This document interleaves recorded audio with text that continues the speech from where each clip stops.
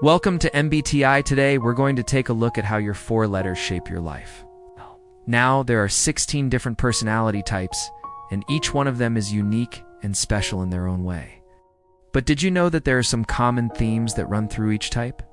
For example, did you know that most people share the same core values, but they approach them from different angles?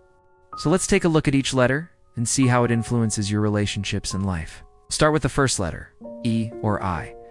This stands for extroversion or introversion. No. If you're an extrovert, this means that you gain energy from being around people. You love socializing and meeting new people. And when you're feeling low, being around those you love can help pick you back up. You might even find yourself being the center of attention a lot of the time. On the other hand, introverts lose energy around people and need time alone to recharge. Spending too much time with people can actually be draining for you. And while you may enjoy parties and socializing every once in a while, you'd much rather spend your time alone doing your own thing. So depending on where you fall on this spectrum, will determine how you spend your free time and what you do for work.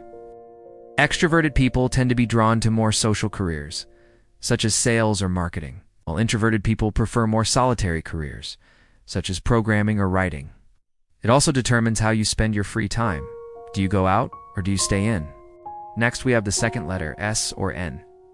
This stands for sensing or intuition. If you're a sensor, you tend to be more in the moment and focus on the practical aspects of things. You like to have all the facts before you make a decision and tend to be very detail-oriented. You also tend to dislike surprises and change because it makes you feel uncomfortable and out of control. So if you're a sensor, you like things to be planned out and organized. On the other hand, if you're an intuitive, you tend to focus more on the big picture and are more comfortable with abstract concepts.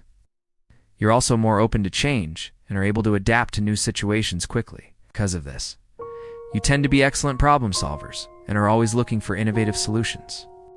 So depending on whether you are more of a thinker or a feeler will determine how you interact with others. Next, we have the third letter, T or F. This stands for thinking or feeling. If you're a thinker, this means that you tend to be more logical and objective when making decisions. You value intelligence and competence in others and tend to be very direct in your communication style. On the other hand, feelers tend to be more emotional and subjective when making decisions. You value things like empathy and compassion and tend to be more sensitive to the feelings of others. So whether you are a thinker or a feeler can affect how you relate to others and how you make decisions. Finally, we have the fourth letter, J or P. This stands for judging or perceiving. If you're a judger, this means that you tend to be more organized and disciplined. You like to have a plan and stick to it and tend to be very efficient with your time. On the other hand, perceivers tend to be more spontaneous and flexible.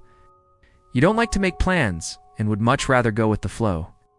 Because of this, you tend to be more open to new ideas and ways of doing things. So, depending on whether you are a judger or a perceiver will affect how you approach tasks and projects. If you're still unsure what your personality type is, don't worry. It's not set in stone and can change over time. Just remember that there are no bad personality types, just different ones. Each type has its own strengths and weaknesses, and it's up to you to decide how you want to use yours. Hopefully, this gives you a better understanding of your personality type and how it affects your life. Thanks for watching, and see you next time.